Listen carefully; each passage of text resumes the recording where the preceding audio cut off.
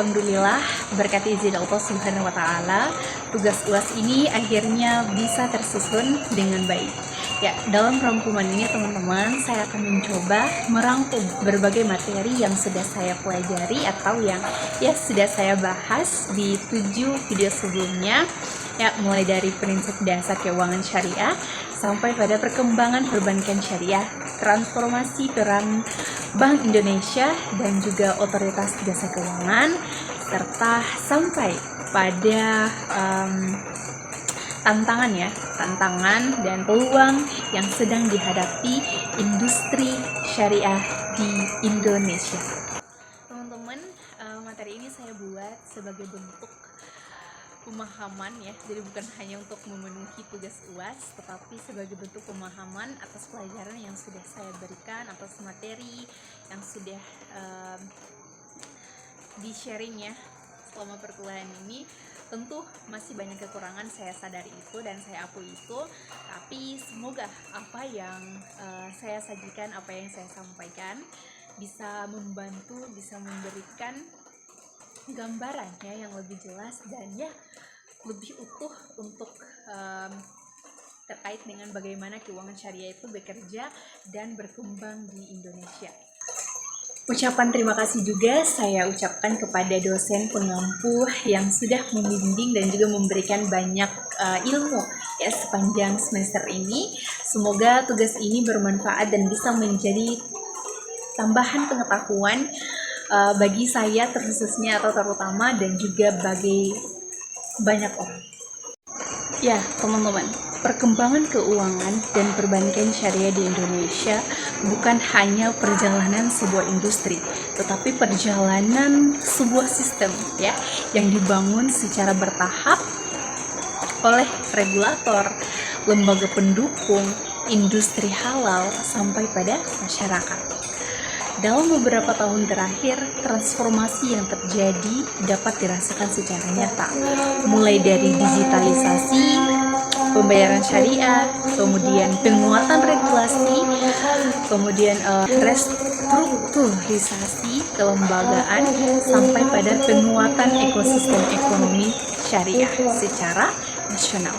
Oleh karena itu, pembahasan komprehensif mengenai keuangan dan juga perbankan syariah harus melihat ya berbagai aspek prinsip, praktik, infrastruktur, tantangan, peluang, sampai pada arah kebijakan masa depan. Teman-teman, keuangan syariah di Indonesia berlandaskan pada prinsip dasar seperti keadilan, keberlanjutan, dan keseimbangan. Prinsip-prinsip ini termanifestasi ya dalam tidak adanya riba, darar, dan juga masyarakat. Ya, tiga prinsip yang benar-benar dilarang dalam ekonomi syariah.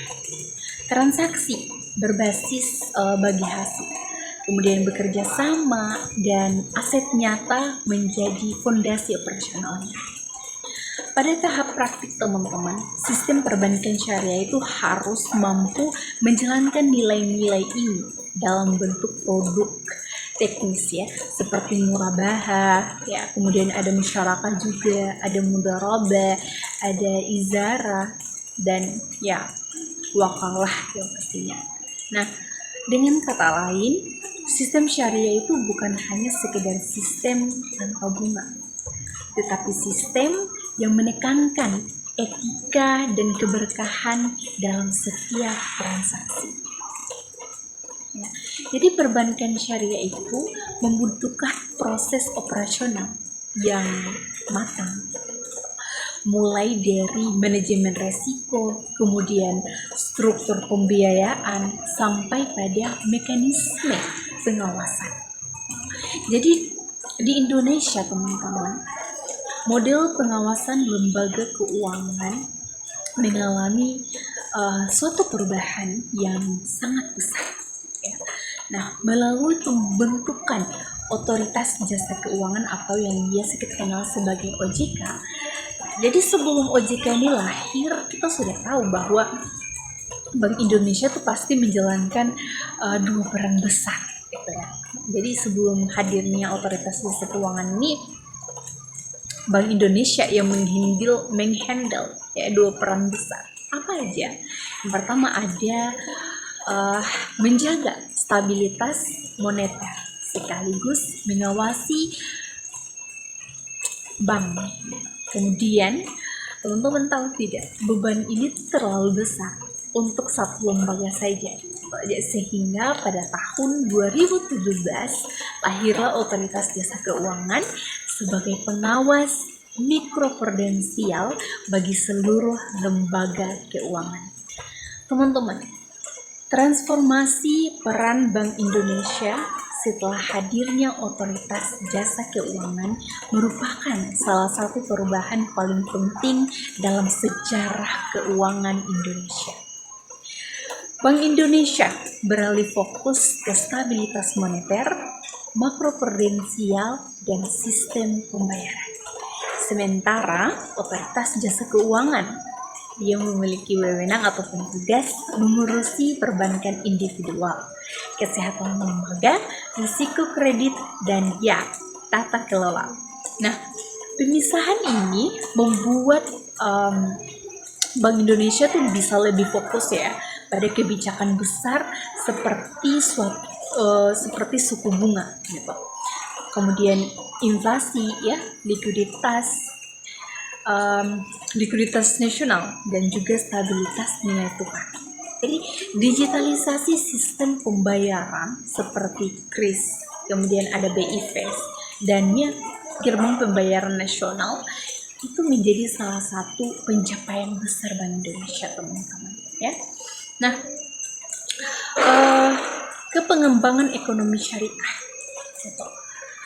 Nah, kemudian selain daripada itu, Bank Indonesia juga memperluas fokus ke perkembangan ekonomi syariah nasional. Jadi termasuk riset, penguatan instrumen moneter syariah, sampai pada digitalisasi wakaf dan juga zakat. Nah, transformasi ini teman-teman membawa perubahan besar bagi industri syariah.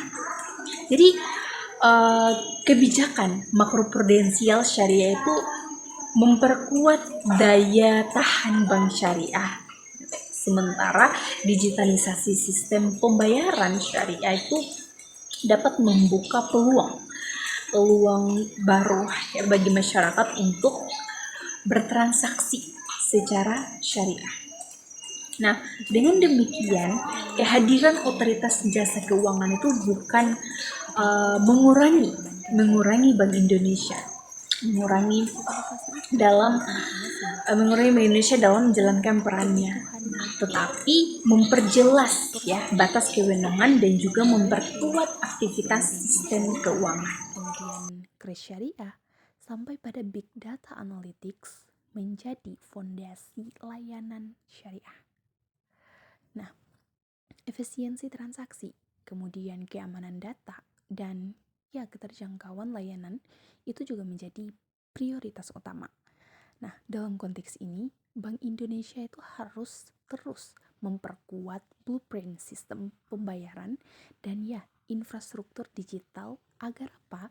Agar perbankan syariah itu bisa bersaing ya dengan perbankan konvensional yang kita sudah tahu bahwa lebih dulu matang secara teknologi.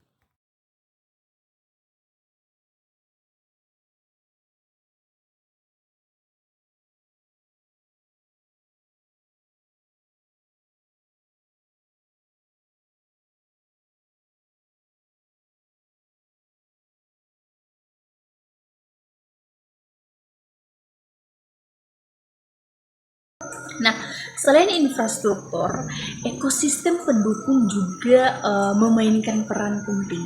Jadi ada KNEKS, ada BSI, kemudian ada lembaga pendidikan, ada DSN MUI, ya.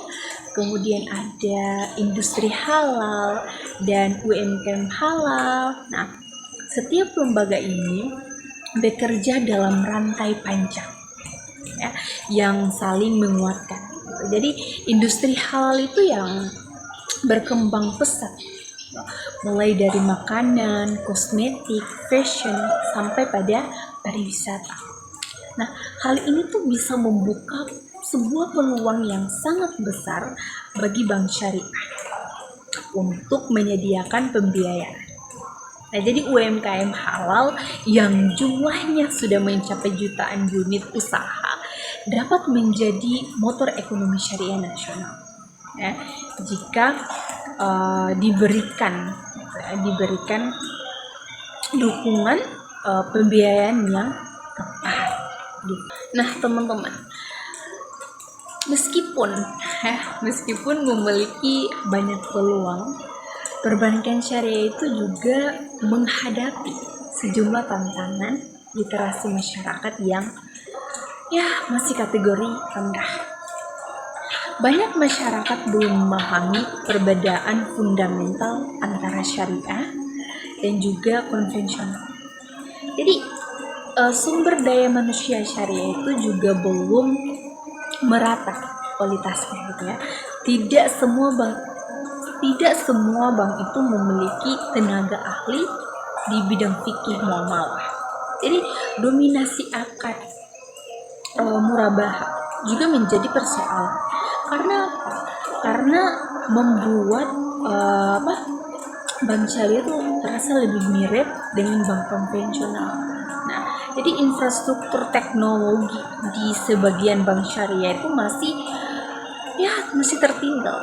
Nah, hal ini menyebabkan layanan digital itu tidak sehalus atau tidak semerata bank konvensional yang sudah besar itu. Jadi persaingan pun semakin ketat gitu. Namun di balik tantangan-tantangan tersebut, peluang yang dimiliki juga sangat besar. Kita tahu bahwa Indonesia adalah negara dengan populasi muslim terbesar di dunia.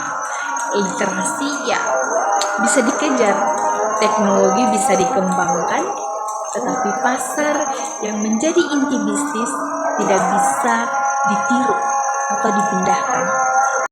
Nah, pasar Indonesia adalah modal paling kuat. Dukungan pemerintah dan regulator juga semakin besar.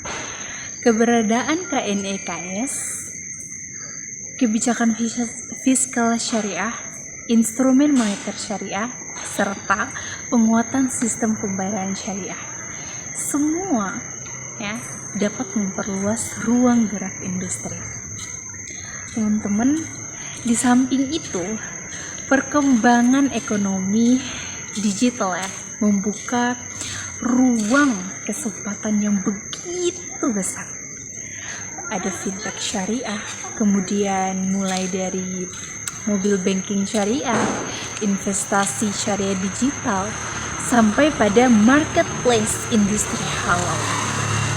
Hal ini memberikan peluang yang begitu besar bagi bank syariah untuk memperluas pasar generasi muda.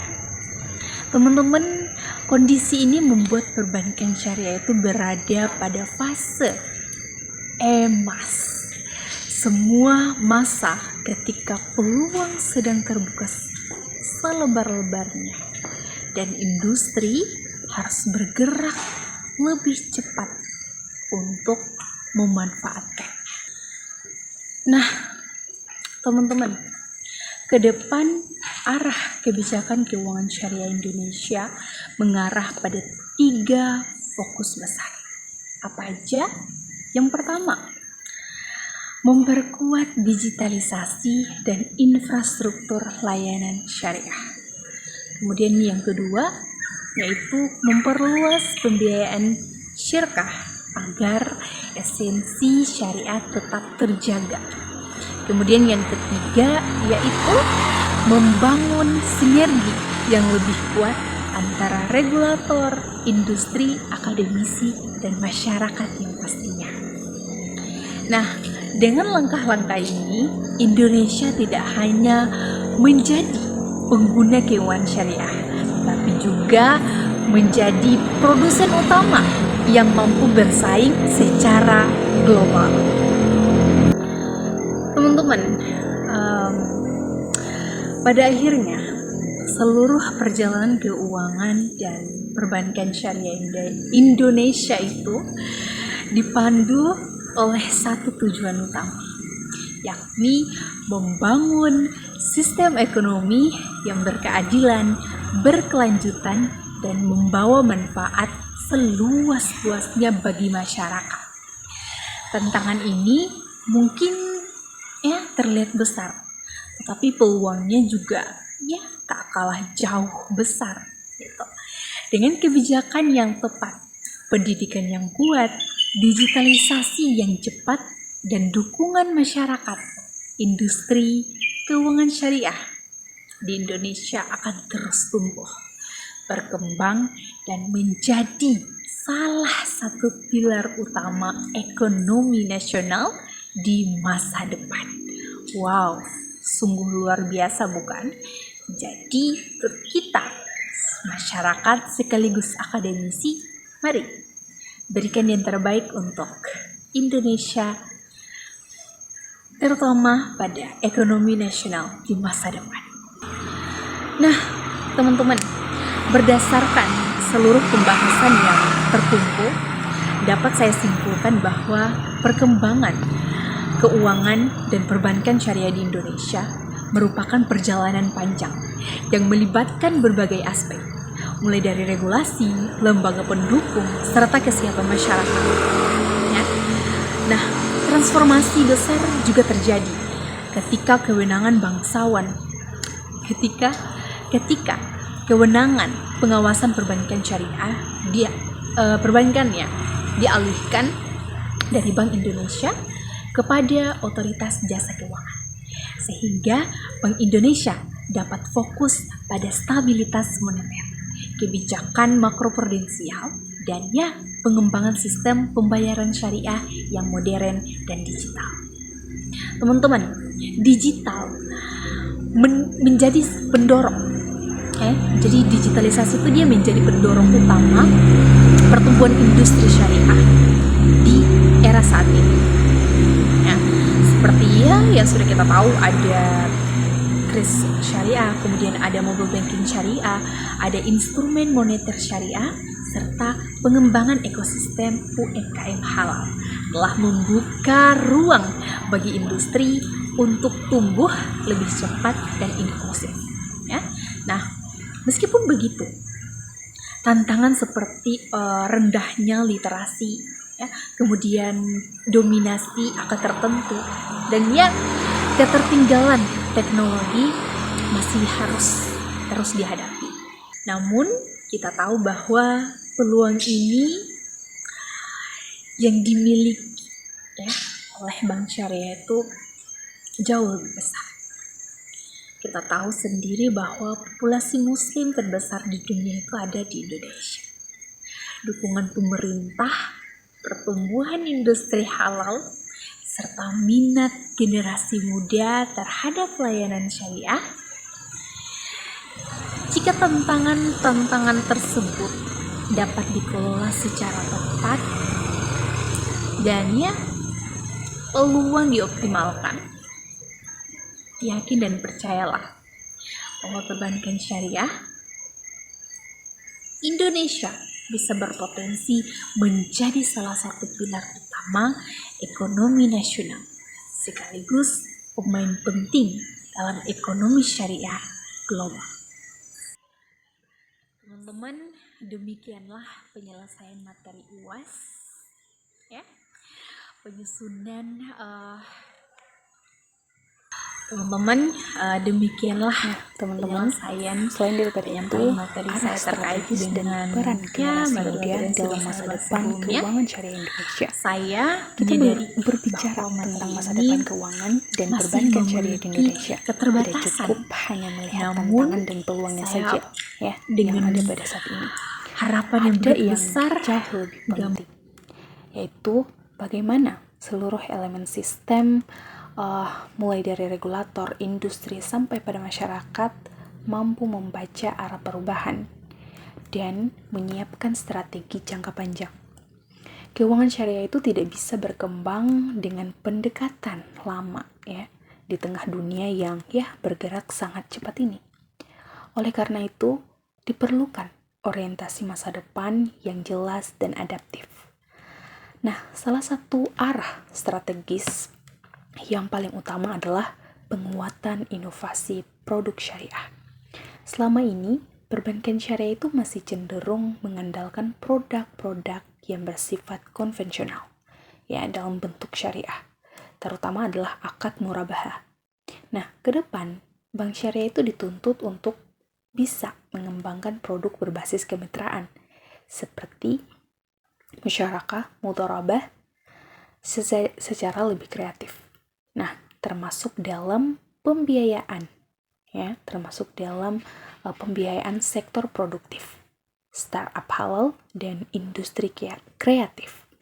Inovasi ini penting agar perbankan syariah itu tidak hanya aman secara prinsip, tetapi juga relevan dengan kebutuhan ekonomi modern. Selain produk, integrasi keuangan syariah dengan ekonomi digital menjadi arah yang tidak bisa dihindari. Perkembangan teknologi finansial telah mengubah secara cara masyarakat bertransaksi, menabung, dan berinvestasi yang pastinya. Nah, keuangan syariah perlu hadir di ruang digital ini secara aktif, bukan sekedar sebagai pengikut, tetapi kolaborasi antar bank syariah dan fintech syariah. Hal ini dapat membuka akses pembiayaan yang lebih luas, cepat, dan inklusif, khususnya bagi UMKM dan masyarakat yang belum terjangkau layanan perbankan formalnya. Adapun aspek lain yang tidak kalah penting adalah penguatan literasi keuangan syariah yang berkelanjutan. Jadi, literasi itu tidak cukup hanya dilakukan melalui seminar atau sosial sesaat gitu, tetapi harus menjadi bagian dari pendidikan formal dan non formal, kampus, sekolah, dan komunitas. Nah, itu memiliki peran besar dalam membentuk pemahaman generasi muda tentang keuangan syariah. Dengan pemahaman yang baik, masyarakat tidak hanya menjadi pengguna produk syariah, tetapi juga bisa menjadi moral pengawas yang memastikan prinsip syariah itu tetap dijaga dalam praktik. Nah, kemudian dalam konteks ini, peran generasi muda itu menjadi sangat strategis, di mana generasi muda adalah pengguna utama teknologi digital, sekaligus kelompok yang paling terbuka terhadap nilai-nilai etika. Bukan hanya itu, tetapi keberlanjutan dan keadilan yang pastinya. Nah, dari sini, keuangan syariah memiliki kesesuaian nilai yang kuat dengan karakter generasi muda yang saat ini, gitu. Oleh karena itu, keterlibatan anak muda itu penting, baik sebagai nasabah, inovator, peneliti, maupun pelaku industri. Hal ini akan sangat menentukan arah perkembangan keuangan syariah ke depannya. Jadi, ke depan penguatan sinergi antara lembaga juga menjadi kunci. Bank Indonesia, Otoritas Jasa Keuangan, KNEKS, lembaga pendidikan, dan industri perlu berjalan dalam satu visi besar. Regulasi yang adaptif, kebijakan yang konsisten, serta koordinasi yang solid akan menciptakan ekosistem keuangan syariah yang sehat dan berkelanjutan yang pastinya. Teman-teman, tanpa sinergi, potensi besar yang dimiliki Indonesia akan sulit untuk diwujudkan secara optimal. Nah, pada akhirnya, masa depan keuangan dan perbankan syariah di Indonesia sangat ditentukan oleh kemampuan kita dalam membaca perubahan dan bisa beradaptasi secara bijak. Keuangan syariah itu bukan hanya sistem alternatif, tetapi sistem yang memiliki potensi besar untuk menjawab tantangan ekonomi modern saat ini. Mulai dari ketimpangan, krisis kepercayaan, sampai pada keberlanjutan. Dengan strategi yang tepat, dukungan regulasi, inovasi teknologi, dan partisipasi aktif generasi muda, keuangan syariah Indonesia dapat tumbuh tidak hanya lebih besar, tetapi juga lebih bermakna. Yakin dan percayalah teman-teman. Teman-teman, saya ingin mengulik lagi terkait dengan kepercayaan. Jadi, kepercayaan ini tuh tidak bisa dibangun hanya melalui angka pertumbuhan aset atau banyaknya produk yang ditawarkan, tetapi melalui konsistensi penerapan nilai-nilai syariah dalam praktik sehari-hari. Disinilah peran regulasi dan juga etika menjadi sangat penting. Keuangan syariah itu pada dasarnya tidak hanya berorientasi pada keuntungan, tetapi juga pada nilai keadilan, transparansi, dan kebermanfaatan yang pastinya. Oleh karena itu, setiap aktivitas perbankan syariah harus mampu menjaga keseimbangan antara kepentingan bisnis dan kepatuhan terhadap prinsip syariah. Jika prinsip ini diabaikan, maka perbankan syariah itu berisiko kehilangan identitas dan juga kepercayaan masyarakat. Dalam konteks ini, peran lembaga pengawas dan otoritas menjadi sangat strategis. Regulasi yang diterapkan tidak hanya berfungsi sebagai aturan teknis, tetapi juga sebagai penjaga nilai. Pengawasan terhadap kepatuhan syariah dapat memastikan bahwa produk dan layanan perbankan syariah itu tidak menyimpang dari tujuan awalnya. Dengan pengawasan yang kuat dan konsisten, industri syariah itu bisa tumbuh dengan sehat dan berkelanjutan. Selain regulasi formal, etika pelaku industri juga menjadi penentu utama. Nah, manajemen yang baik, manajemen bank syariah, pegawai, dan seluruh yang terlibat harus memiliki pemahaman bahwa keuangan syariah itu tidak membawa tanggung jawab moral. Jadi, setiap keputusan pembiayaan, investasi, dan pengelolaan dana tidak hanya dipertanggungjawabkan secara hukum, tetapi juga secara nilai. Nah, etika inilah yang membedakan keuangan syariah dan juga sistem keuangan lainnya. Kepercayaan publik juga sangat dipengaruhi oleh transparansi. Masyarakat saat ini semakin kritis dan sadar informasi. Mereka tidak hanya ingin mengetahui keuntungan yang diperoleh, tetapi juga bagaimana dana mereka dikelola.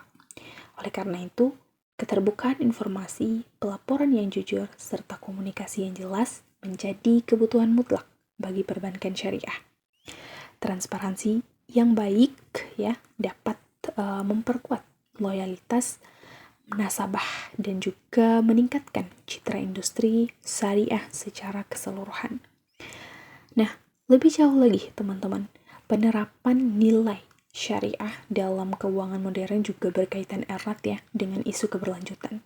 Prinsip syariah itu dia menolak praktik yang merugikan lingkungan dan juga masyarakat. Kita sudah tahu hal itu. Dengan demikian, pembiayaan syariah itu idealnya diarahkan pada sektor-sektor yang lebih produktif, yang memberikan dampak sosial dan ekonomi yang berjangka panjang. Hal ini menjadikan keuangan syariah itu lebih relevan dengan agenda pembangunan berkelanjutan dan ekonomi yang berkeadilan.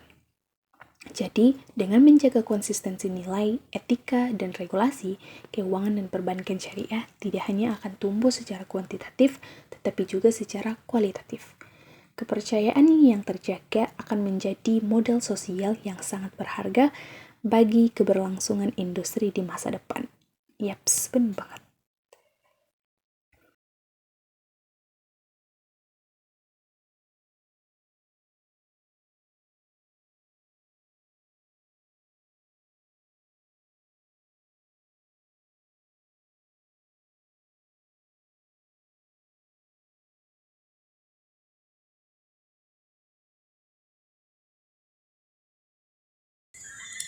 Demikianlah penyampaian materi terkait dengan 7 topik sebelumnya kita sudah bahas.